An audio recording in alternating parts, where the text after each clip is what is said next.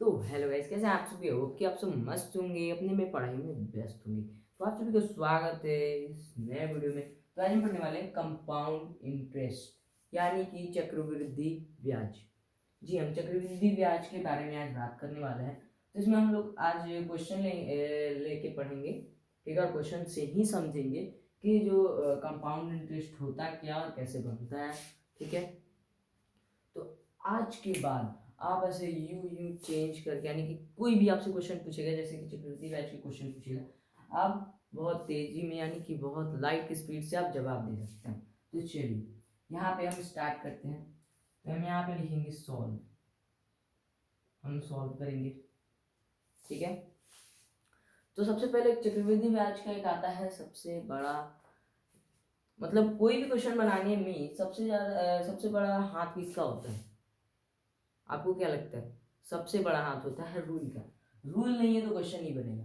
तो रूल सबसे पहले चक्रवृद्धि ब्याज का रूल हमें लिखना होगा। तो ई का मतलब होता है अमाउंट। अमाउंट का मतलब होता है, अमाउंट का मतलब क्या होता है? मिश्र धन होता है, ठीक है। तो हम अमाउंट लिख देंगे,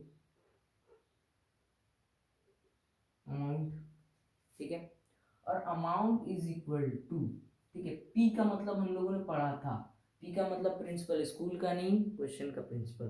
प्रिंसिपल का मतलब होता है मूलधन, ठीक है। फिर पी लिख के फिर यहाँ पे हम इसको ब्रैकेट में डालेंगे, ठीक है। अब यहाँ पे 1 प्लस आर का मतलब हम लोगों ने पढ़ा था रेट। रेट का मतलब क्या पढ़ा था?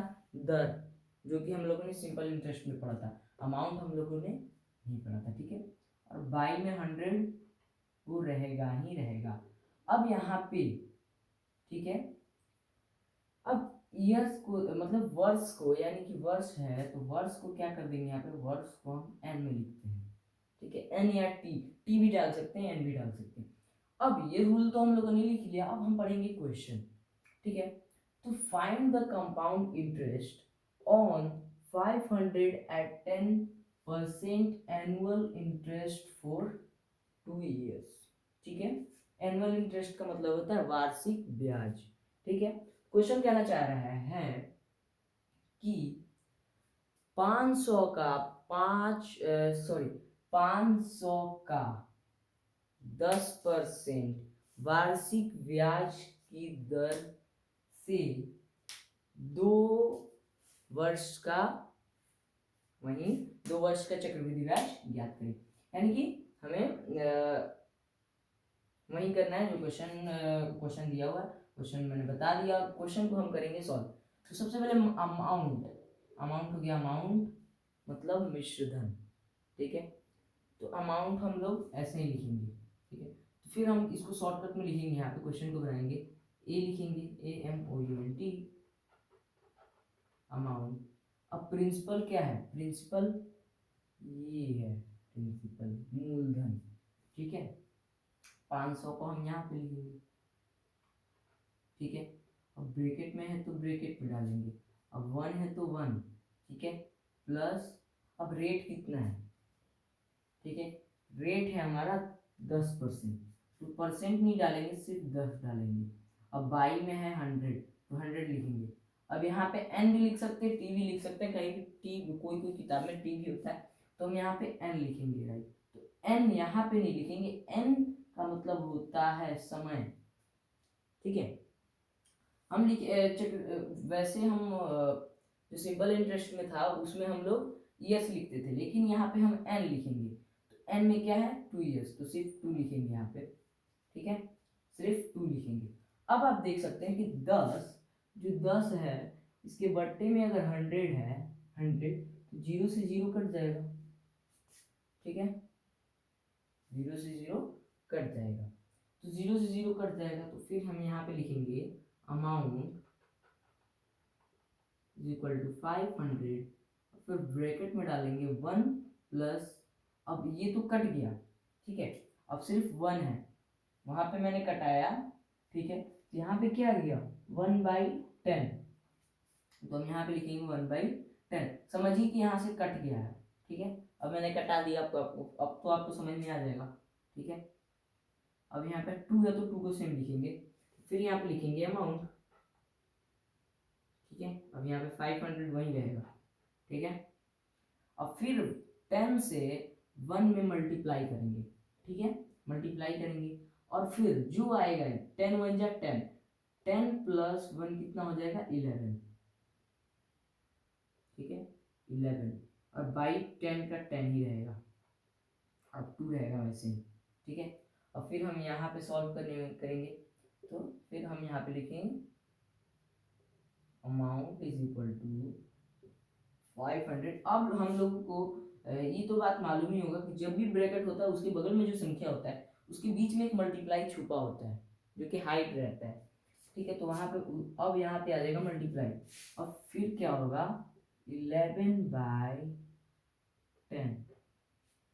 अब देखिए, अब ये जो 2 है हम लोगों ने पहले पढ़ा होगा, ठीक है, कि मतलब जैसे एक क्वेश्चन आता था तो यहाँ पे होता है 4 और यहाँ पे पावर हो जाता है, होता था, ठीक है।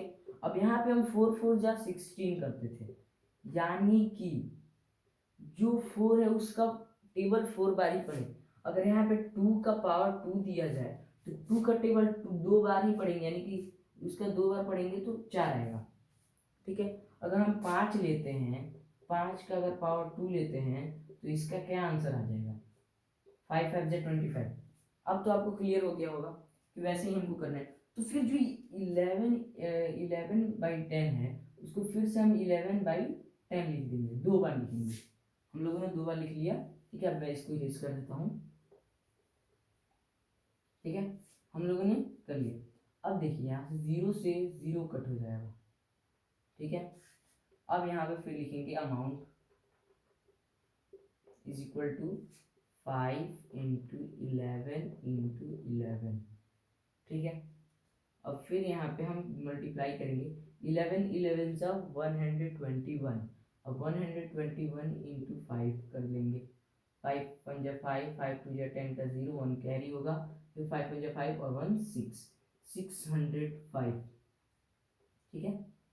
अब यहाँ पे हम करेंगे एक काम जो कि होता है सी आई, यानी कि चक्रवृद्धि ब्याज। अब यहाँ पे हम लिखेंगे सी और डॉट आई, ठीक है, यानी कि चक्रवृद्धि ब्याज इज इक्वल टू क्या होता है अमाउंट माइनस प्रिंसिपल, ठीक है।